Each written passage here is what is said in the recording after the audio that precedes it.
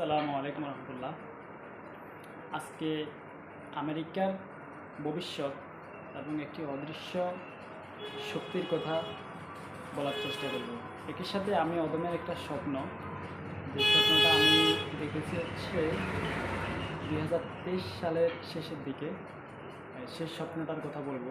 কারণ আজকে 26 নাগাদ এই স্বপ্নটা আমি এই স্বপ্ন নিয়ে দেখার পর অনেক কিছু চিন্তা করেছি। আজকে সেটাও এই ভিডিওতে পরিপূর্ণ বলার চেষ্টা করব। তার আগে আমেরিকার কথাই বলি, যে আমেরিকা এখানে ফেসবুকে অনেকগুলো শব্দ ফেসবুক ইউটিউবে এগুলো করে, তো আমি সরাসরি আর এভাবে না বলি, আমি এটাকে বলি হচ্ছে নব্য রোম। অর্থাৎ প্রাচীন রোমের পতনের পর প্রাচীন যতগুলো সভ্যতা পতন হয়ে গেছে, যেমন রোম, গ্রিক, তারপরে যে মিশরীয় সভ্যতাটা, তারপর হচ্ছে ভারতীয় সভ্যতাটা, এই সভ্যতাগুলো মূলত ধ্বংস হয়ে গেলেও এগুলো কিন্তু অস্তিত্বের ভিতর দিয়ে একটা সভ্যতা গড়ে হচ্ছে, সেটা হচ্ছে নব্য রোম আমি যেটাকে বলি। আর এটা হচ্ছে আটলান্টিকের সেই অঞ্চল। এক কথা যদি আমরা ওয়েস্ট বলে থাকি, বিশেষ করে আমেরিকায় বুঝি, আমেরিকা প্লাস ইউরোপ। এই সভ্যতাটা গড়ে উঠেছে হচ্ছে অনেক সংগ্রামের পরে। তো এই নব্য রোমের বিশাল ইতিহাস, এত কথা আর এখানে বলতেছি না। আর তাছাড়া আমি যদি একবারে লাইন বাই লাইন তারিখ ধরে বলতে যাই, তাহলে আমার দীর্ঘ আজকে সারাদিন লেগে যাবে। এত কথা আমি বলতে পারবো না এখানে এই মুহূর্তে। খুব সংক্ষেপে যেটা বলবো যে 1772-এর 4 জুলাই তারা তাদের স্বাধীনতা দিবস পালন করে। আদৌ কি সেটা তাদের স্বাধীনতা, নাকি অদৃশ্য কিছু একটার এটা পালন করে থাকে তারা, সেটা পরবর্তীতে আপনারা বুঝতে পারবেন। তো আমি আগে আমার স্বপ্নের কথাটা বলে দিই, যেটা আমি দেখেছি। সেই সময় হচ্ছে জো বাইডেন ক্ষমতায় ছিল।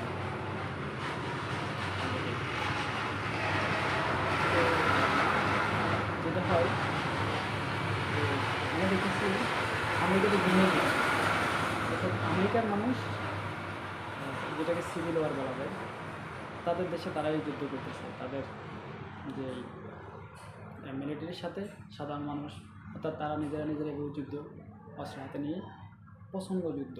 এবং যুদ্ধের একটা যেটা বুঝতে পারলাম, যে মানে আমার স্বপ্নে, যে তারা হচ্ছে ডিভাইডেড হয়ে যেতেছে আমেরিকার, অর্থাৎ এই রোমের যে সাম্রাজ্যটা বর্তমান যেটা তারা আছে, এটা ডিভাইডেড হচ্ছে। এরপরে আমি এটা নিয়ে তেমন একটা লেখালেখি করি না, কিছু বলিও নাই কোথাও। জাস্ট শুধু এটুকু বলছি যে আমেরিকাতে মানুষজন যতই স্বাধীনতা দাবি করুক, যতই মানে হচ্ছে সেই গণতন্ত্রের গডফাদার দাবি করুক, এই নব্য রোম মূলত মানুষের বাক স্বাধীনতা আসলে দেয় না। মানে অতটুকু দেয় যতটুকুতে কোনো সমস্যা হয় না। আর যেখানে দেখবো যে সমস্যা হয়, তো স্বাধীনতা তারা দেয় না। তো পরবর্তীতে আমি তখন শুধু ফেসবুকে একটা লেখা লিখছিলাম, যে যখন নির্বাচন হয়েছিল না, এই যে ইয়েতে হচ্ছে যে 24-এ তাদের যে নির্বাচনটা হয়েছিল, যে যার মাধ্যমে হচ্ছে আমাদের ক্ষমতা আসছে, এখন ডোনাল্ড ট্রাম্প ক্ষমতা আসছে। তার আগে আমি লিখেছি আমার ওই ফেসবুকে যে আমেরিকার মানুষ ভোট জাগিয়ে দেয়, কিন্তু এখানে ট্রাম্পকে ক্ষমতা নিয়ে আসা হবে। অর্থাৎ এগুলো হচ্ছে অদৃশ্য শক্তির একটা পুতুল আকারে কাজ করে। আমরা যদি যেটা বলি কি ডামি বা ডল হিসেবে তারা কাজ করে, যে জনগণ কাকে চাইছে সেটা ম্যাটার না, অদৃশ্য থেকে যাকে চাইবে সেই হবে। তো সেই আলোকে তখন বলছিলাম যে ডোনাল্ড ট্রাম্পই হবে প্রেসিডেন্ট। তো সেটাই হয়েছে। এবং ট্রাম্পকে ক্ষমতা আসার আগে, অর্থাৎ নির্বাচনের সময় যে তার কানের এখান দিয়ে গুলি গেল, এগুলো সব স্ক্রিপ্টেড। এবং এগুলো ঘটেছে, কিন্তু ঘটনাগুলো আসলে স্ক্রিপ্টেড করা। কারণ একজন খুনি এত কাছ থেকে গুলি করে, মানে এটা আর বললাম না। যাই হোক, পরবর্তীতে ডোনাল্ড ট্রাম্প ক্ষমতায় আসলো। তো এখন আমি যে বিষয়টা দেখেছি, সেটার অর্থ হচ্ছে এরকমই দাঁড়ায়, যেটা যে আমি এক্স্যাক্টলি টাইমটা বলতে পারি না যে কখন ঘটতে পারে। সেটা হইতে পারে 27, হইতে পারে 28, কিংবা 29, 30, মানে এরকম রেঞ্জে বা এর কাছাকাছি সময়ে সম্ভবত তাদের এই সিভিল ওয়ারটা হইতে পারে, আল্লাহ মালুম। বাট আমি এতটুকু দেখেছি। আর স্বপ্নের বিষয় হচ্ছে আসলে স্বপ্ন তো 3 ধরনের হয়। একটা হচ্ছে হয়তো যে আপনার আপনি হয়তো বাস্তবিক একটা চিন্তা ভাবনা করছেন, সেটার লগে হয়তো আপনি ঘুমে ভিতরে ওই বিষয়টা দেখেছেন। সেকেন্ড বিষয় হচ্ছে হয়তো আল্লাহ প্রদত্ত। আল্লাহ প্রদত্ত হয় কি, যেটা আল্লাহ হয়তো আপনাকে এই কিছু একটা দেখায় দেয়। আবার আরেকটা জিনিস হচ্ছে থার্ড, সেটা হলো যে হয়তো শয়তানে একটা সব করে দেয়, যে একটু বিষয় ভুলভাল দেখায় দেয়, এরকম হতে পারে। তো যাই হোক, আমি যেটা দেখেছি, আমি স্বপ্ন এই 3 ধরনের স্বপ্ন হয়, সেটা হয়তো বললাম। কিন্তু এটা সত্য যে আমেরিকার পতন হবে। এখন কখন হবে, কখন থেকে শুরু হবে, যেহেতু এটা ঘটে উঠছে, দীর্ঘ সময় ধরে রাজত্ব চলছে তাদের, করে আসছে, তাহলে এই রোমের পতন আসবে। কারণ এটা হচ্ছে আধুনিক রোম। তো এই আধুনিক রোমের পতনে যেটা হবে, ধরেন তার আগে হচ্ছে ডলারের পতন হয়ে যাবে। এখন তাদের রাজত্ব টিকে আছে ডলারের উপর। আর ডলারটা কীভাবে আসছে, সেটা বিশাল ইতিহাস আবার বলতে গেলে। এই ডলারটা মূলত ওই যে সোনার উপর যেই সিস্টেমটা ছিল, সেটাকে ক্রমান্বয়ে চেকের মাধ্যমে নিয়ে আসছে। অর্থাৎ তখনও পর্যন্ত মোটামুটি স্বর্ণের একটা ভ্যালু ছিল, যে আপনি চেক দিলে ব্যাংক আপনাকে স্বর্ণ দিতে বাধ্য, ওটা চেকে লেখা থাকতো। তখন মানুষ এখন কাগজের চেকগুলা হচ্ছে লেনদেন করতে পারতো। এরপরে যে নিক্সন যেটা করলো, নিক্সন শট যেটা, যে সে যেটা করলো 71 আসে একেবারে সিলগালা করে দিল, যে আর স্বর্ণ এখন চাইবা মাত্র দিতে বাধ্য থাকিবে, মানে স্বর্ণকে আর দিতে বাধ্য থাকিবে না। তখন থেকে হচ্ছে ডলার 100 টিয়া চলে আসে। এবং ওই যে ওফেক বা আরব তেল কান্ট্রিগুলোর সাথে যখন তাদের একটা হয়ে গেছে যে তোমরা তেল বিক্রি করতে হবে ডলারে, তো ডলার সেই স্থানে এখন দাঁড়িয়ে আছে। কিন্তু এটা ধসে পড়বে, ধসে পড়ে হয়তো কয়েকটা মুদ্রা ভালো দাঁড়াতে পারে। এবং যদি এই যে আধুনিক রোম ধ্বংস হয়ে যায়, তাহলে আরও কয়েকটা সভ্যতা হঠাৎ নতুন করে দাঁড়াতে পারে, যেমন চাইনিজ বা রাশিয়া দাঁড়াতে পারে। এরপরে হচ্ছে কোরিয়া থেকে দাঁড়াতে পারে, ফারস্য দাঁড়াতে পারে। ফারস্য বলতে ইরান থেকে, ইরান এবং মধ্যপ্রাচ্যের যে এটা, একই সাথে আফ্রিকাও দাঁড়াতে পারে, সম্ভাবনা আছে। আফ্রিকা থেকে আফ্রিকান সভ্যতা দাঁড়িয়ে আসতে পারে। অর্থাৎ কয়েকটা মুদ্রা, যেটা হচ্ছে যে বিক্সের যেই সিস্টেমটা, এখান থেকে হয়তো কয়েকটা মুদ্রা দাঁড়িয়ে যেতে পারে এই ডলারের বিপরীতে। অর্থাৎ ডলারের পতন হবে। আর ডলারের পতন মানে হচ্ছে আমেরিকার পতন। তো এই ডলারের পতন হলে কি হবে, এটা হবে যে যে সমস্ত দেশগুলা মানে ফেডারেল রিজার্ভে ডলার রাখা হয়েছে বিলিয়নে বিলিয়নে, সেগুলো কারণে ওই যে ডলারগুলো তো ওখানে পড়ে থাকবে, এগেনস্টে তো সে আর স্বর্ণ দেবে না আমাকে আপনাকে। তো যেটা হবে যে অটোমেটিক্যালি দুর্ভিক্ষ হয়ে যাবে সারা পৃথিবীতে। অর্থাৎ যে সমস্ত দেশগুলোর পর্যাপ্ত পরিমাণ ডিপোজিট তারা করে রেখেছে এইটা ডলারকে, সেক্ষেত্রে তো আপনার এটার আর কোনো ভ্যালু থাকবে না, কারণ তারা তো আর আপনাকে স্বর্ণ দেবে না। বা আমরা দেখি যে হচ্ছে যে এরকম প্রচুর পরিমাণ এই আমরা ডলার রিজার্ভ করে রাখছি। আর মজার বিষয় হচ্ছে সেই সেন্ট্রাল ব্যাংক যেটা আর কি, ফেডারেল রিজার্ভ ব্যাংক, এই ফেডারেল রিজার্ভ ব্যাংকটাই মূলত বেসরকারি। আপনি যদি গুগল করেন বা এতে জানতে দেখবেন, এখানে তারা বলে যে সরকারি এবং বেসরকারি সংমিশ্রণে এটা তৈরি। আদৌ তা না, এটা হচ্ছে 12টা অঞ্চলের, আরও 12টা অঞ্চলের এই ফেডারেল রিজার্ভ নিয়েই হচ্ছে মূলত এটা গঠিত।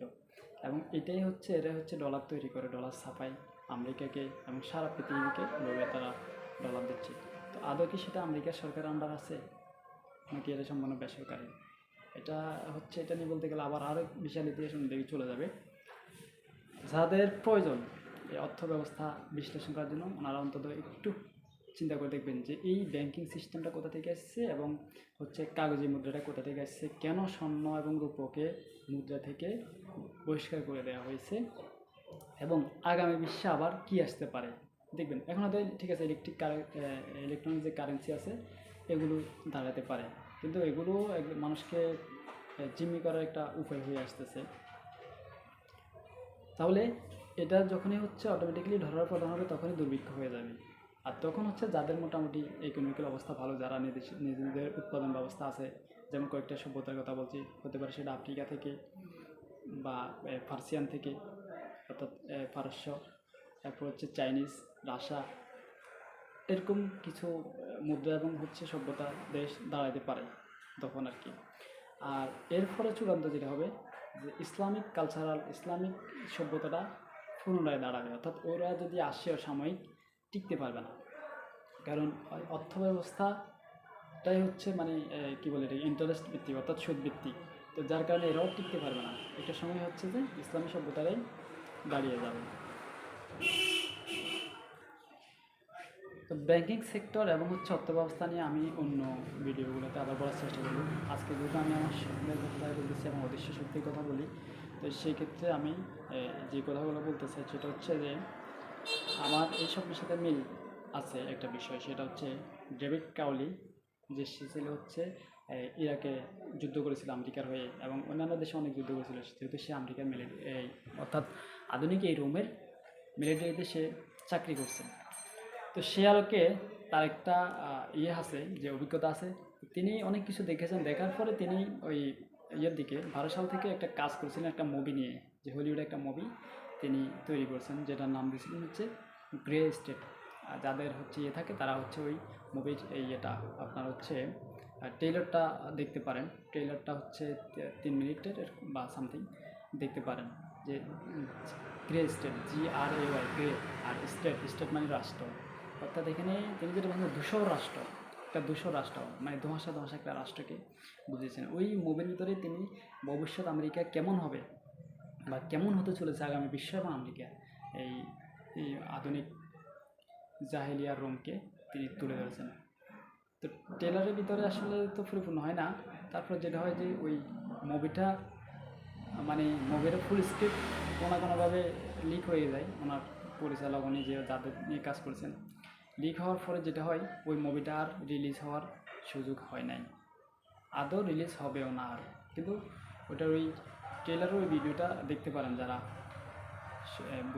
বুঝতে পারবেন, ওখান থেকে অনেক কিছু বোঝা যায়। ওখান থেকে কীভাবে নিয়ন্ত্রণ করা হচ্ছে, মার্শাল ল কীভাবে আসবে, তারপর হচ্ছে আপনার ইকোনমিক্যাল সিস্টেমটা কীভাবে আপনাকে ইকোনমিক্যাল সিস্টেমে কীভাবে আপনাকে জিম্মি করা হবে, এবং আপনার যে এই কথা বলার স্বাধীনতা এটাকে করা হবে, ইন্টারনেট বা হচ্ছে মিডিয়াকে শাটডাউন করা হবে, মিডিয়াকে নিয়ন্ত্রণ করা হবে, পলিটিক্স নিয়ন্ত্রণ থাকবে, এভরিথিং তারা ওখানে মোটামুটি তিনি এটা পুঙ্খানুপুঙ্খ দেখানোর চেষ্টা করছেন। আমরা হয়তো ফুল মুভিটা যদি দেখার সুযোগ হতো তাহলে ভালো হতো আর কি। কিন্তু দুঃখজনক বিষয় হলো যে ওই ভদ্রলোককেই মুভি রিলিজ হওয়ার আগেই তাকে দুনিয়া থেকে রিলিজ করে দেওয়া হয়েছে। আই মিন সে ডেভিড কাউলি, তার স্ত্রী এবং তার হচ্ছে 2 জন সন্তান, তাদেরকে নির্মমভাবে হত্যা করা হয়েছে। এবং ওই যে অর্থাৎ এই যে ডেভিড কাউলির এই হত্যার রহস্য আজ অব্দি উন্মুক্ত হয়নি এবং হবেও না। এখানে তারা বলছে যে সে আত্মহত্যা করছে, সে নাকি তার স্ত্রীকে গুলি করছে, তার সন্তানকে মেরে ফেলছে, তারপরে সে নিজেকে নিজে হত্যা করছে। মানে কি বলবো এটাকে, ওই যে একটা গঙ্গি নাটকের সিস্টেম আর কি, যে সে নিজে একটা এখন গঙ্গি হয়ে গেছে, তার নিজের সন্তানকে স্ত্রীকে মেরে ফেললো, তারপর নিজেকে নিজে হত্যা করলো। এই ধরনের স্ক্রিপ্ট তারা তৈরি করে বাজারে চালাই দিছে এবং ওটাই চলছে।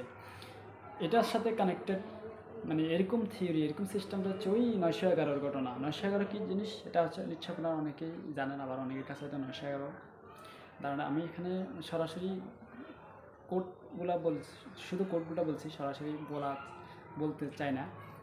অর্থাৎ এই যে টুইন টাওয়ারের যে ঘটনাটা, এই 911 ঘটনাটাও পরিপূর্ণ স্ক্রিপ্টেড এবং এটা বলা যায় it was an inside job. I repeat it was an inside job. 911 it was an inside job. এটা সে সময় বুশ এবং ঠিক ওই যে অদৃশ্য শক্তির কথা বলতেছি, অদৃশ্য শক্তি মিলিয়েই হচ্ছে এই ঘটনাটা ঘটিয়েছে এবং এটা দায় ছাপিয়ে দেওয়া হয়েছে পরিপূর্ণ এই মুসলিম বিশ্বের উপরে, ওয়ার অ্যান্ড টেরর নামে। যাই হোক, এটা নিয়ে যারা হচ্ছে হয়তো গবেষণা করছেন তারা বুঝতে পারেন। এবং এই যে এখানে যেটা এই জাল কায়দাটা আরও যা যা আছে এগুলো সব তাদের তৈরি, ওই সিক্রেট ওই অদৃশ্য শক্তিরই তৈরি। এবং তারা এইভাবে এখনও মধ্যপ্রাচ্যে অনেক সংগঠন, অনেক গঙ্গি সংগঠন আছে যেগুলোকে তারা লালন পালন করে, তারা সর্বাধিক সহযোগিতা দেয়। অর্থাৎ অস্ত্র, লজিস্টিক, ইকোনমিক্স, সব কিছু, পলিটিক্স, সব কিছু তারাই দিচ্ছে, তারাই এদেরকে পালতেছে। অর্থাৎ এটাই তাদের নীতি। তো যেটা বলতেছিলাম যে এই ডেভিড কাউলিকে সরিয়ে দেওয়া হয়েছে তার এই মুভি, আর দেখতে দেওয়া হয়নি মানুষকে, সেটা দুঃখজনক। তো তিনি সেখানে দেখিয়েছেন এই কাজগুলো আমেরিকা করবে এবং সারা পৃথিবী এটা করার চেষ্টা করবে। পরিবর্তে যেটা হবে সিভিল ওয়ার শুরু হবে এবং আমেরিকার অংশ হবে, এই জিনিসটাই তিনি তার মুভিতে দেখিয়েছেন। আর আমি হয়তো আমার অদমের এই স্বপ্নের ভিতরে ওই জিনিসটাই দেখেছি।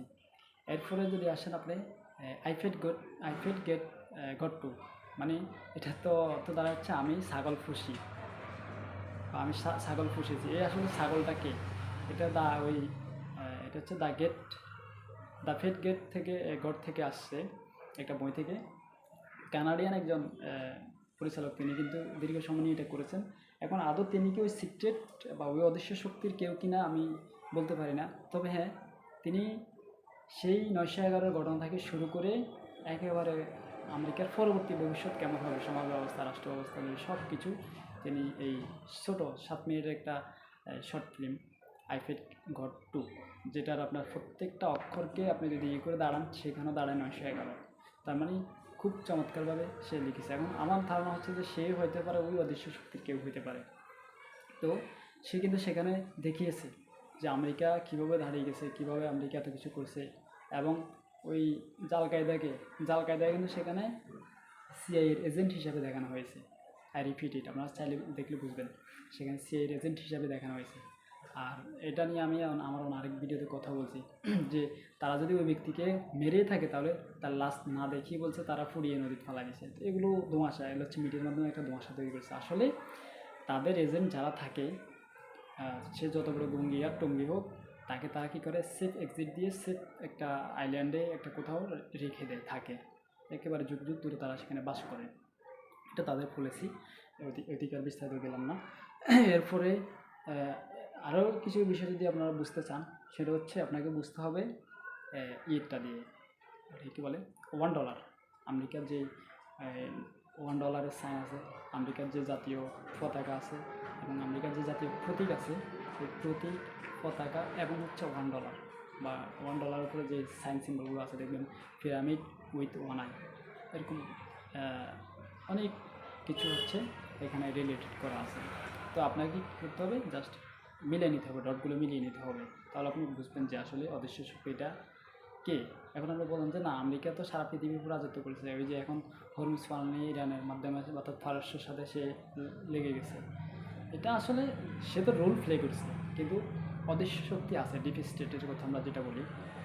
যেমন এই সেম জিনিসটাই কাজ করছে বাংলাদেশে 2008 সালের নির্বাচনে, যেটাকে 1/11 বলে থাকে আর কি। তার পূর্ববর্তী সময়ে 1/11-র মাধ্যমেই এই ডিপ স্টেট, অর্থাৎ ডিপ স্টেট তো মূলত হচ্ছে বাইরের স্টেট না, ডিপ স্টেট মানে হচ্ছে এটা গুপ্ত স্টেট। এই গুপ্ত স্টেট কি, অর্থাৎ আপনার চোখের বাইরে, আপনার যে দু চোখ দিয়ে যেটা দেখেন না, অন্তরের চোখ দিয়ে দেখবেন যে আরেকটা রাষ্ট্রের ভিতরে আছে, এটি হচ্ছে ডিপ স্টেট। অর্থাৎ সেখানে সরকারি প্রশাসন থাকে, সরকারি সৈন্যবাহিনীর লোকজন থাকে, বুদ্ধিজীবী, কথিত বুদ্ধিজীবীরা থাকে, সুশীলেরা থাকে, এবং বাহিরের কান্ট্রি ইনভলভ হয়ে এই ডিপ স্টেট গঠিত হয়। তো এটা কাজ করছে 2009-8 সালের সেই নির্বাচনে, যার মাধ্যমে আমরা একটা ফ্যাসিস্ট উপহার পেয়েছি। একই সাথে আমরা এটাও দেখেছি যে আমাদের 24-এর যে নির্বাচন, এটার ভিতরেও কিন্তু এই ডিপ স্টেট হয়েছে। এটা অনেকে বলে ফেলছেন, সেই সময়ের উপদেষ্টারা বলছেন, আরও বিভিন্ন লোকের মুখে আপনারা শুনবেন, এই বিষয়ে আমি আর এখন এখানে বলবো না। তো এই ডিপ স্টেট প্লাস হচ্ছে অদৃশ্য শক্তি, এই দুটাই মিলিয়ে হচ্ছে সমগ্র পৃথিবীর অর্থনীতি, রাজনীতি এবং আপনার হচ্ছে বলেন মিডিয়া বলেন, তারপরে সুশীল সমাজ বলেন, এরপরে বুদ্ধিজীবী বলেন, অর্থাৎ এই যে সম্পূর্ণ বিষয়টাকে তারা নিয়ন্ত্রণ করছে, তাদের অধীনে আছে। আর এটা ঢুকে গেছে হচ্ছে ওই সেই 9/11 ঘটনা থেকে মোটামুটি আমরা এই যুগে প্রবেশ করছি এবং আমরা এখনও এই যুগে আছি, তবে অতি শীঘ্রই এই যুগের ধ্বংস আসতেছে। তাহলে এটা থেকে বাঁচার বা উত্তরণের উপায় কী? উত্তর হচ্ছে আসলে এগুলো নিয়ে ধারাবাহিকভাবে কথা বলবো ইনশাল্লাহ, বা বলার চেষ্টা করব।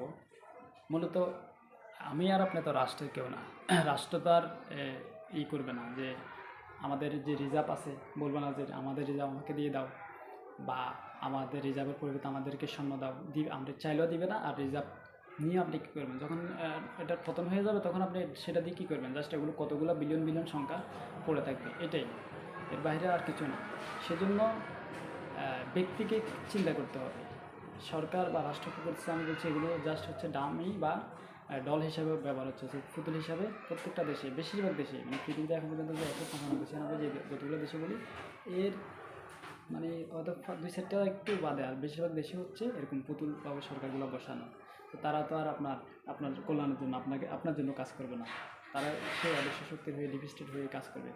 অতএব আপনাকে নিজ থেকে প্রস্তুতি নিতে হবে এখন থেকে। আর প্রস্তুতি জানার জন্য হচ্ছে আটার মতো লেগে থাকতে হবে, গবেষণা করতে হবে, বুঝতে হবে, দেখতে হবে। হ্যাঁ।